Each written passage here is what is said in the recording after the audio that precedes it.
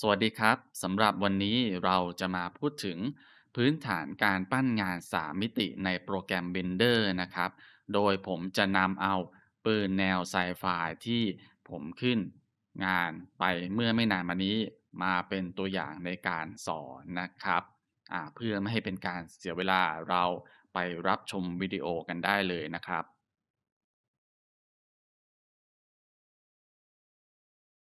ก่อนที่เราจะลงมือปั้นงานสามมิติอะไรก็แล้วแต่นะครับเราต้องมีการวางคอนเซปต์ของงานแบบคร่าวๆขึ้นมาก่อนอาทิเช่นงานปืนแนวไซไฟตัวนี้ผมจะวางคอนเซปต์เป็นปืนที่สามารถพกพาได้สะดวกนะครับมีขนาดเล็กกระทัดรัดนะครับแล้วก็สามารถใช้งานในที่แคบได้นะครับอันเนี้ยเป็นคอนเซปต์ที่ทุกคนควรวางหรือว่าจดในกระดาษเอาไว้ก็ได้เราก็จะได้เห็น ภาพกว้างๆแหละว่าเราจะออกแบบตัวงานออกมาเป็นยังไงนะครับและขั้นตอนต่อมา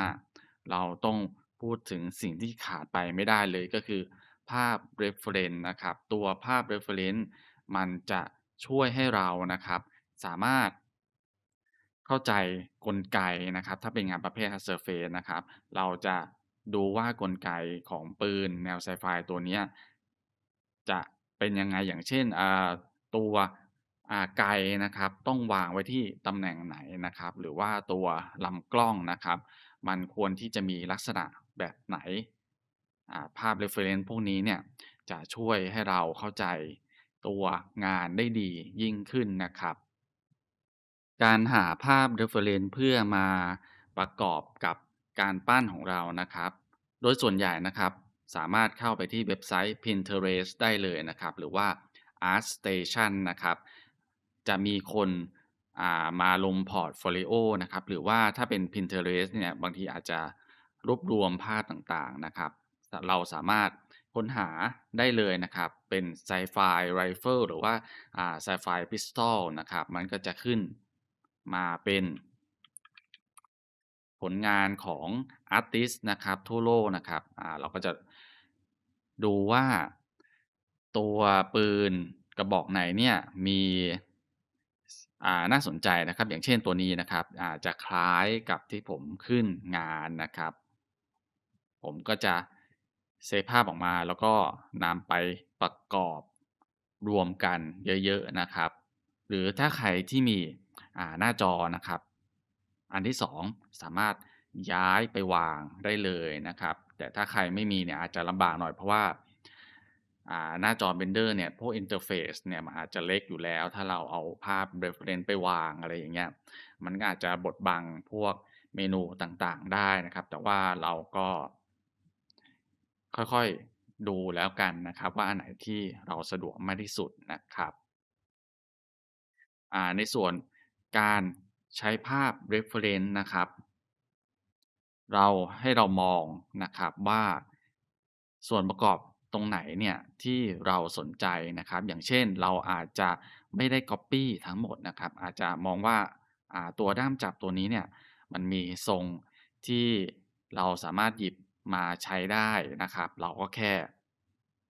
ทำให้คล้ายครับให้คล้ายกันหรือถ้าใครที่อาจจะไม่มีพื้นฐานการออกแบบนะครับก็สามารถลองก๊อบปี้ดูก่อนได้นะครับการก๊อบปี้ไม่ได้หมายความว่าเป็นการดูถูกฝีมือของเราเองแต่ว่ามันเป็นการให้เราเรียนรู้ได้เร็วที่สุดนะครับว่าเราจะสามารถออกแบบอะไร สิ่งหนึ่งให้มันดูน่าสนใจได้นะครับอย่างเช่นด้ามจับของอย่างงี้เนี่ยถ้าเป็นคนปกติเนี่ยอาจจะไม่ได้คิดว่ามันควรต้องเป็นอะไรลักษณะแบบนี้นะครับเราใช้ภาพ reference นะครับหัวใจหลักสำคัญคือเราต้องการเรียนรู้นะครับว่ามืออาชีพเนี่ยเขามีแนวคิดยังไงนะครับแล้วเราก็ลองก๊อบปี้ดูเมื่อเราก๊อบปี้ไปเรื่อยๆนะครับเราก็ลองปรับนะครับให้ขึ้นมาเนี่ยมันเป็นงานที่มันเป็นลายเซ็นของเราเองนะครับไปเรื่อยๆเรื่อยๆอย่างงี้นะครับ ลำดับถัดมานะครับก่อนการขึ้นงานทุกประเภทนะครับไม่ว่าจะเป็นการออกแบบงาน 2D การวาด ภาพบุคคลวาดภาพอะไรก็ตามนะครับเราต้องมีการบล็อกเอาต์เป็นอันดับแรกนะครับอันนี้ผมจะยกตัวอย่างนะครับการบล็อกเอาต์ก็คือการวางรูปทรงคร่าวๆนะครับขึ้นมาให้ดูว่าเนี่ยงานของเราเนี่ยมันจะมีภาพรวมประมาณนี้นะ ลองจินตนาการนะครับนึกถึงเวลาคนที่ปั้นอ่างานสถาปัตย์หรืองานพวกงานดินเหนียวก็ได้นะครับเขาจะวางรูปทรงคร่าวๆขึ้นมาก่อนคือรวบรวมดินเหนียวให้เป็นเป็นศีรษะคนอย่างเงี้ยแล้วเขาก็ค่อยๆปาดไปทีละ layer นะครับเพื่อให้ได้รูปทรงของศีรษะขึ้นมาเสร็จแล้วตัวนี้เนี่ยเป็นขั้นตอนที่สำคัญมากเพราะว่า เมื่อเราได้รูปทรงบล็อกเอาต์ขึ้นมาแล้วนะครับเราก็จะรู้ว่าตัวงานของเราเนี่ยขาดหรือเกินอะไรไปบ้างนะครับถ้าเรา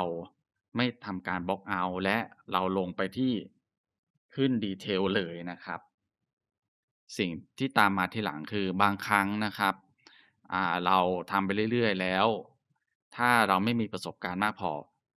บางท่านอาจจะข้ามขั้นตอน Block out ไปได้เพราะว่าอาจจะขึ้นงานมาแล้วเป็นเวลาหลายปีก็เลยรู้แล้วว่าเราสามารถข้าม process นี้ไปได้นะครับแต่สำหรับมือใหม่ทุกคนนะครับผมแนะนำนะครับให้ทำการ Block out นะครับขึ้นมาเป็นเชฟเป็นลูกบาศก์เป็นทรงกระบอกคร่าวๆมาวางไว้ก่อน วางไว้แล้วก็ค่อยไปสู่ลำดับขั้นตอนถัดไปนะครับ โดยส่วนตัวผมแล้วนะครับผมจะใช้ Add-on กับโปรแกรม Blender เป็นหลักนะครับหลายคนอาจจะสงสัยว่าโปรแกรม Blender ก็ฟรีอยู่แล้วนะครับแล้วก็ชุดคำสั่งนะครับมันก็เพียงพอกับการใช้งานทั่วไปนะครับทำไมเราต้อง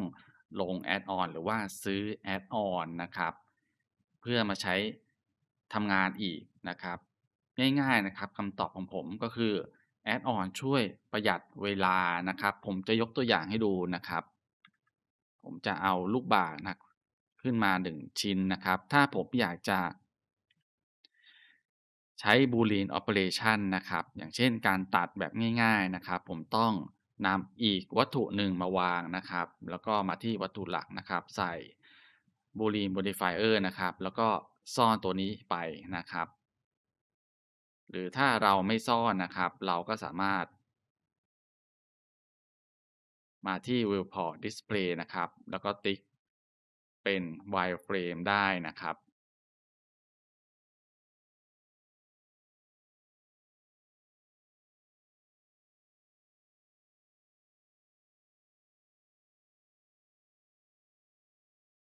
โอเคแล้วถ้าเราใช้ Add-on นะครับผมจะทำให้ดูนะครับ Add-on ที่ผมใช้นะครับคือ Box Cutter นะครับผมก็แค่เปิด Box Cutter ขึ้นมานะครับแล้วก็ทำการ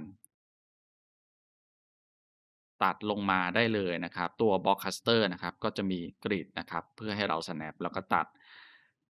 แบบแม่นยำมากขึ้นนะครับแค่นี้ครับง่ายๆมากผมสามารถตัดนะครับได้เรื่อยๆนะครับโดยตัว Add-on นะครับก็จะมีฟังก์ชันหลายอย่างนะครับ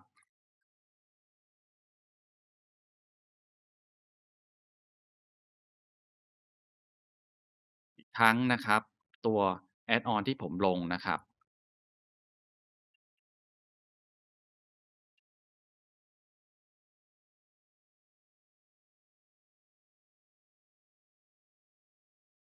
นี้นะครับ ลองคิดดูครับถ้าเราไม่ใช้ Add-on แล้วก็เราลองทำเองนะครับโดยใช้คำสั่งปกติของโปรแกรม Blender นะครับมันต้องใช้เวลาเยอะแค่ไหนกว่าจะทำให้ได้รูปทรงแบบนี้นะครับฉะนั้นผมย้ำอีกทีนะครับการแชร์ Add-on นะครับไม่ได้เป็นการโกงหรือว่าการทำอะไรที่แปลกประหลาดไปนะครับแต่ว่ามันช่วยเราประหยัดเวลานะครับในการทำงานมากขึ้น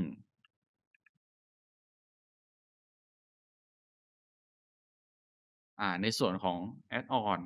สำหรับงานประเภท Hard Surface นะครับผมจะแนะนำอยู่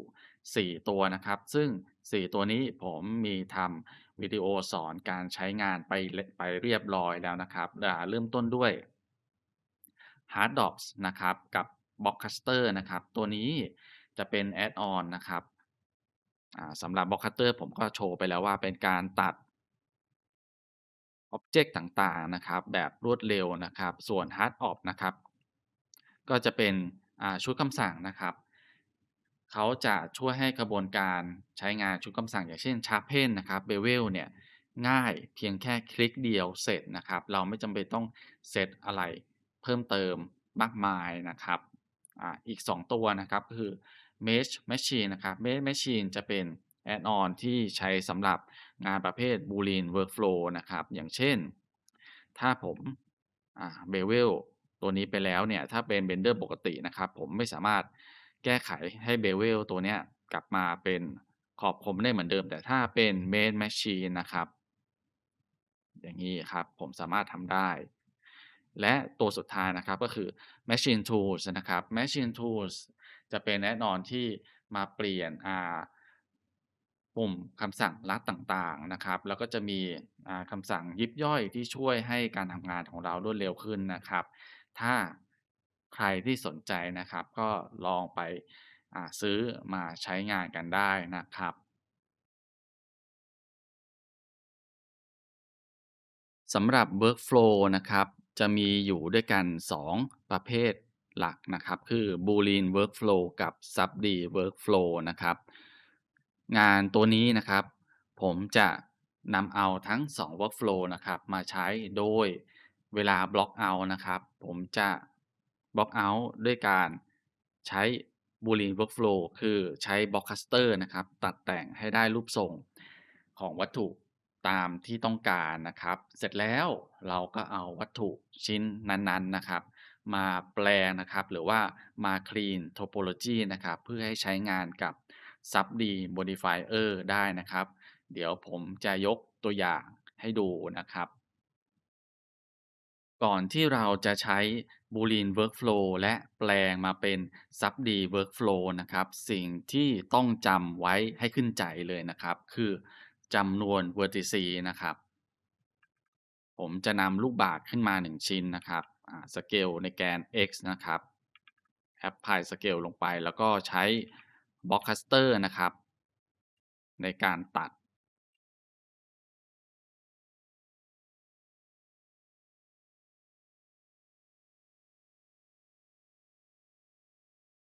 สมมุติว่าผมตัดแบบนี้แล้วกัน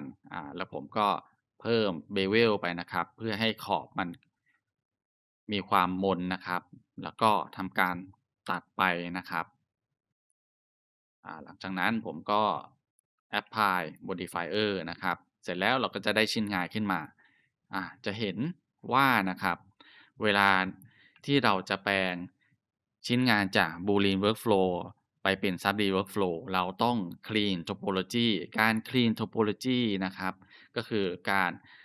maintain edge flow นะครับแล้วก็ edge distribution นะครับและก็ทำให้Polygon ทั้งหมดนะครับเป็น Quartz base นะครับอันนี้คือในอุดมคตินะครับแต่มันก็ไม่ได้จำเป็นเสมอไปนะครับเดี๋ยวผมจะอธิบายเรื่องนี้ทีหลังแล้วกันอ่า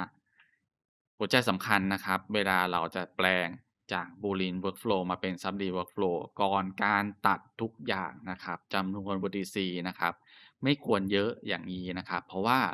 มันจะทำให้เราเนี่ยคลีนยากขึ้นนะครับสิ่งที่ผมแนะนำเลยนะครับ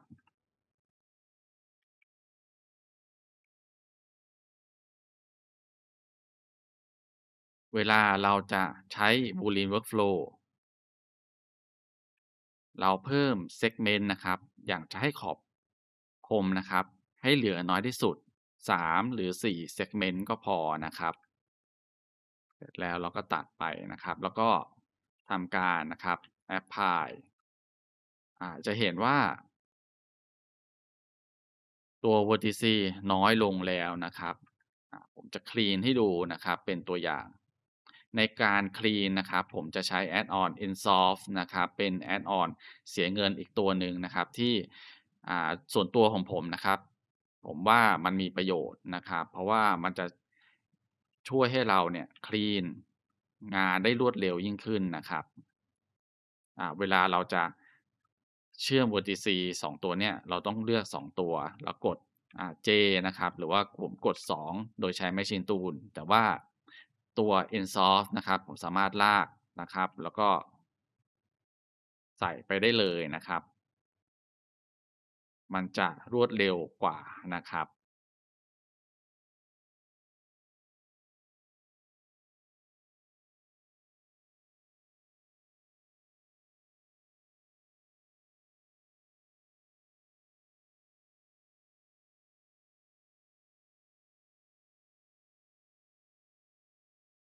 การคลีนนะครับถ้าคนที่อ่าคลีน Topology เป็นประจำอยู่แล้วก็จะสามารถทำได้ไม่ยากนะครับเพียงแค่เราก็ดูว่าส่วนไหนเนี่ยต้องวาง Edge Flow ยังไงนะครับให้งานออกมาเนี่ยดูดีที่สุด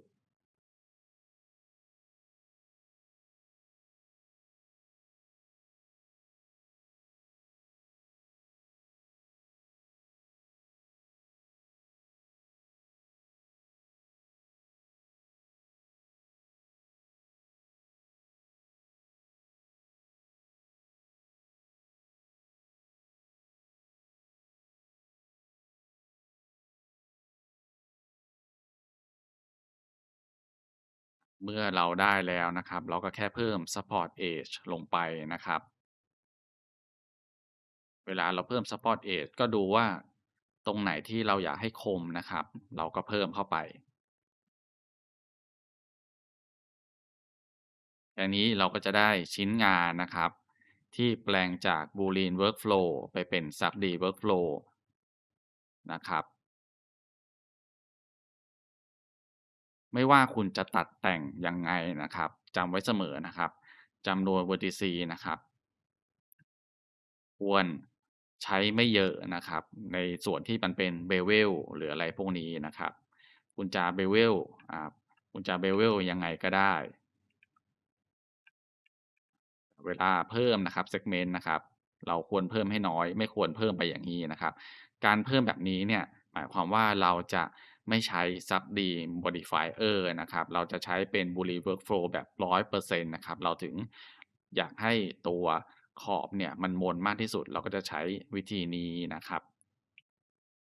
เนี่ยคือความแตกต่างนะครับ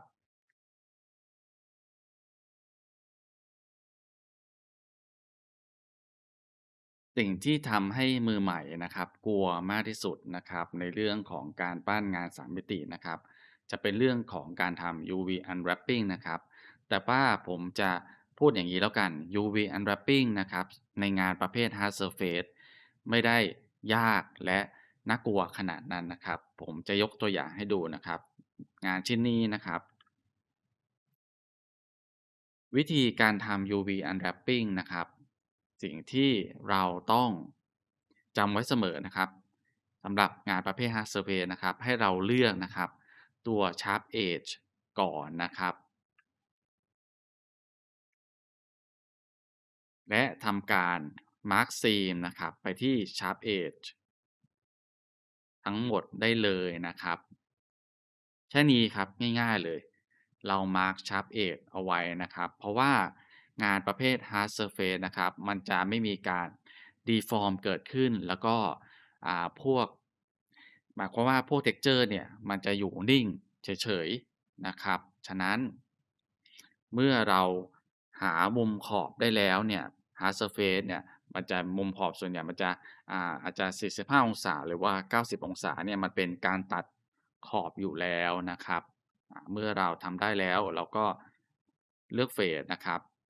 ทั้งหมดแล้วก็คลิกขวานะครับแล้วก็ Unwrap UV ได้เลยนะครับแล้วเรามาที่แถบหน้าต่าง UV Editing นะครับต่อมาเราจะมาดูนะครับว่า UV ตัวนี้เนี่ยมันสามารถimprove ได้อีกไหมนะครับอย่างเช่นผม UV ชิ้นนี้นะครับก็คือชิ้นตัวนี้นะครับมันมีการ distort เกิดขึ้นนะครับเราสามารถมาร์กซีมนะครับเพื่อแบ่งตัดมันได้อีกนะครับให้มันกางออกมาสวยกว่าเดิมนะครับดูตรงส่วนนี้ไว้ดีๆนะครับมันก็จะกางออกมาเป็นแผ่นเรียบขึ้นนะครับ หลักการนะครับของการทำ UV Unwrapping นะครับก็คือการทำให้ UV ที่ออกมานะครับมีอาการ Distort น้อยที่สุดเท่าที่จะเป็นไปได้นะครับผมจะยกตัวอย่างใส่แบตทีเรียลไปสักชิ้นหนึ่งแล้วกันนะครับจะได้เห็นภาพกันชัดขึ้น ตัวนี้เป็น Material ของอ่า Bender Bros นะครับเป็น Material Works ตัวนี้ถ้าเป็นในอ่า Mapping นะครับเป็น Generated อยู่นะครับตัวเนี้ยมันก็จะ Mapping ออกมาได้สวยแต่ถ้าเราอยากจะใช้เป็น UV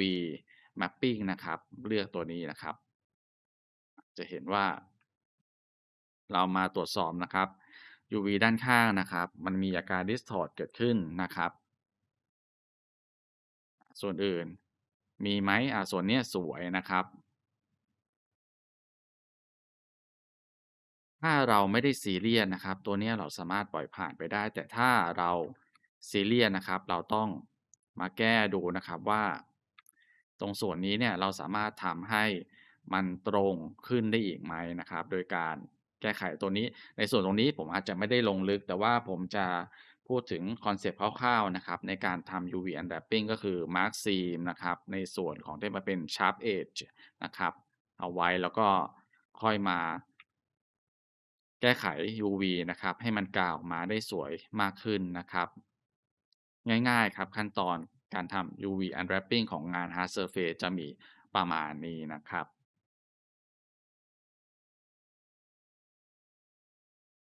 เรื่องของการทำ Material เป็นส่วนประกอบที่สำคัญมากๆนะครับเพื่อให้งานของเราเนี่ยออกมาดูดีที่สุดไม่ว่าจะออกมาในรูปแบบของแนวrealistic นะครับหรือว่าเป็นแนวการ์ตูนเนี่ยตัว Material เนี่ยเป็นตัวชี้วัดอย่างหนึ่งเลยนะครับ โดยส่วนตัวนะครับผมจะไม่ทำ Material เองจะใช้ Material ของ Sanctus Library นะครับกับ Material Works นะครับ2ตัวเนี้ยเป็น Material System ที่มีคุณภาพสูงแล้วก็สามารถนำไปใช้งาน Commercial ได้นะครับ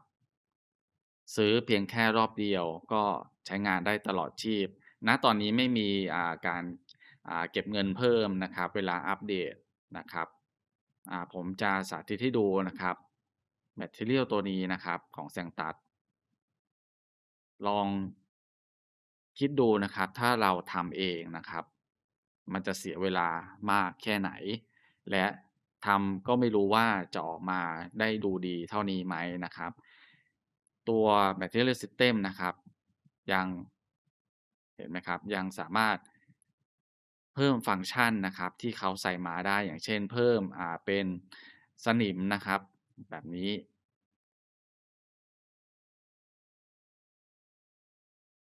อันเนี้ยก็คือตัวช่วยตัวหนึ่งประหยัดเวลาไม่ต้องทำเองแต่ว่าถ้าใครอยากจะทำเองได้หรือว่าทำ Material เองอยู่แล้วในโปรแกรมอื่นก็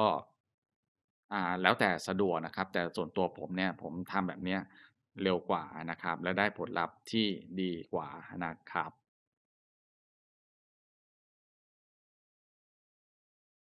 ต่อมานะครับผมจะพูดถึงเรื่องการจัดแสงนะครับการจัดแสงส่งผลนะครับเป็นอย่างมากนะครับที่จะทำให้งานของเราเนี่ยออกมาดูน่าสนใจหรือว่าออกมาดูไม่น่าสนใจเลยก็ได้เช่นเดียวกันนะครับอันเนี้ยการจัดแสงผมจะพูดในเรื่องของการใช้ HDRI นะครับมาร่วมกับการจัดแสงปกตินะครับ HDRI นะครับเราสามารถไปโหลดมาจากเว็บไซต์ที่แจกฟรีได้เลยนะครับไม่ว่าจะเป็นที่ไหนก็ตามนะครับหรือว่าเราอาจจะไปซื้อ HDRI คุณภาพสูงที่แบบว่าออกแบบโดยดีไซเนอร์นะครับที่มี ประสบการณ์และความรู้เกี่ยวกับการเรนเดอร์อยู่แล้วเนี่ยมันก็จะช่วยให้งานของเราเนี่ยง่ายยิ่งขึ้นผมจะทำให้ดูนะครับ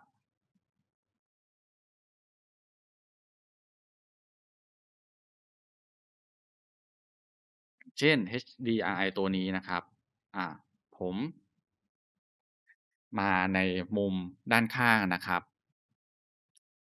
HDRI นะครับเมื่อเราอ่า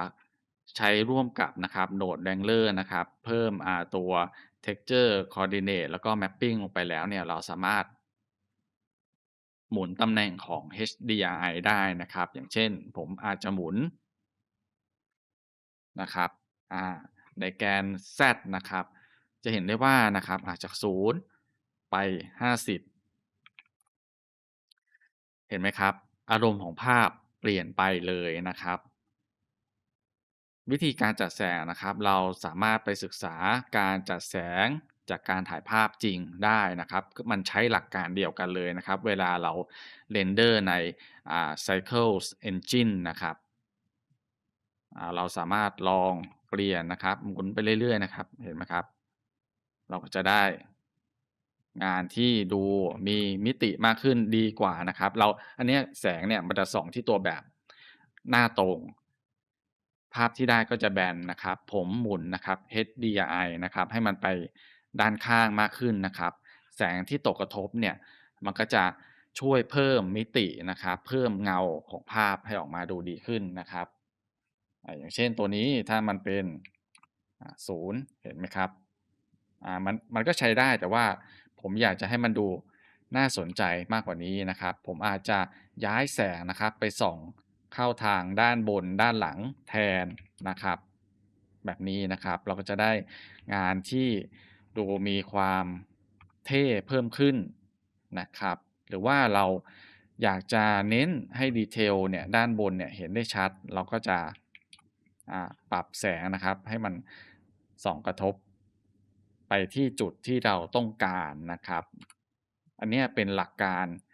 ง่ายๆนะครับในการใช้ HDRI นะครับไม่ใช่ว่าเรา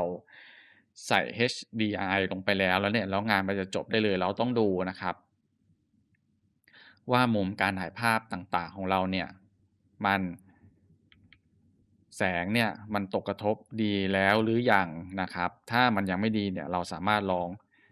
หมุน HDRI นะครับให้มันไปตกกระทบจนเรามองด้วยตาเปล่านะครับไม่จำเป็นต้องใช้หลักการอะไรมากมายนะครับมองด้วยตาเปล่าโอเคสวยดูดีมีมิติแค่เนี้ยงานของเราก็จะก้าวไปอีกระดับได้นะครับ อีกเรื่องหนึ่งนะครับที่ผมจะข้ามไปเลยก็ไม่ได้นะครับก็คือการใช้ Add-on ที่ชื่อว่า LensSims นะครับ LensSim นะครับจะจำลองครับเลนส์ของกล้องถ่ายภาพจริงๆนะครับเขาก็จะมีอ่าเลนส์ให้เราเลือกใช้นะครับตัวเลนส์เนี่ยมันจะคำนวณออกมาจากค่าเลนส์จริงๆของกล้องแต่ละตัวนะครับหมายความว่าเวลาเราส่องนะครับภาพเข้าไปเนี่ยอาการ distort หรือว่าอาการอะไรพวกนี้เนี่ยมันจะเหมือนกับการที่เราถ่ายภาพจากเลนส์จริงๆฉะนั้นความสมความสมจริงนะครับมันก็จะมีมากกว่านะครับการใช้กล้องของ Blender ปกติและตัว LensSim นะครับเราสามารถปรับค่าเพิ่มเติมได้นะครับอย่างเช่นแบบนี้นะครับให้มัน distort เพื่อสร้างเอฟเฟกต์ต่างๆได้นะครับ ไม่ว่าจะเป็นการเพิ่มนะครับrenders นะครับหมายถึงว่าบางทีมันอาจจะหน้าเลนส์เนี่ยมีฝุ่นมีอะไรเนี่ยก็ช่วยเพิ่มให้ภาพของเราเนี่ยออกมาสมจริงมากขึ้นได้หรือว่าเราอาจจะเพิ่มเป็นอ่าโบเก้นะครับก็สามารถทำได้นะครับแบบเนี้ย เราก็เพิ่มรูปนะครับเป็นรูปดาวรูปอะไรเนี่ยถ้ามันมีแสงส่องอยู่ข้างหลังเนี่ยมันก็จะแปลงให้ตัวนั้นน่ะเป็นโบเก้นะครับที่เราตามภาพที่เราใส่ลงไปนะครับอันเนี้ยถ้าใครมีทุนทรัพย์นะครับแล้วก็อยากจะเพิ่ม ความโพรเฟสชันนัลให้กับตัวกล้องของ Blender นะครับให้ลองซื้อมาใช้งานกันได้นะครับ ผมจะขอปิดท้ายวิดีโอนี้ด้วยการพูดถึงเรื่องการทำ Compositing นะครับ Compositing เนี่ยจะเป็นกระบวนการสุดท้ายนะครับเพื่อrefine งานของเราหรือว่าปรับปรุงในส่วนที่เราคิดว่ามันอาจจะทำได้ดีขึ้นช่วยให้งานภาพของเราเนี่ยออกมาดูดีขึ้นกว่าเดิมนะครับอย่างเช่นงานเนี่ยมันเป็นงานไซไฟนะครับ แบตเตอรี่ปกติที่ผมใส่ไปเนี่ยมันอาจจะดูแบบว่าเรียบแล้วก็ไม่ให้อารมณ์ของภาพแนวไซไฟนะครับผมสามารถ Export เนี่ยไปทำใน Photoshop ก็ได้แต่ว่าในโปรแกรม Blender เนี่ยมันมีในโหมดของCompositing มาให้อยู่แล้วเนี่ยเราก็สามารถใช้ได้เลยนะครับอย่างเช่นผมอาจจะปรับ Color Balance นะครับให้เป็นโทนนะครับออกฟ้านะครับเพื่อให้สื่อถึง ภาพในของประเภทfuturistic นะครับจะเป็นในโทนประมาณนี้หรืออาจจะปรับให้มันเป็นโทนเขียวนิดหนึ่งก็ได้ก็จะได้เป็นโทนแบบว่าของแนวไซไฟนะครับอีกอย่างหนึ่งนะครับผมก็เพิ่มนะครับNode นะครับ Glare เข้าไปนะครับแล้วก็ใช้เป็น Fog Glow นะครับตัวนี้นะครับตัวแสงเนี่ยมันก็จะมีอ่าเอฟเฟกต์ glow ขึ้นมานะครับถ้าผมปิดอ่าเนี่ยภาพมันก็จะดูแบบว่าเฮ้ยมันไม่ค่อยมีแสงสะท้อนให้มันดูแบบว่าให้ความรู้สึกแนวไซไฟเลยนะครับอย่างเงี้ยอาจจะเห็นความแตกต่างได้เลยนะครับเห็นได้ชัด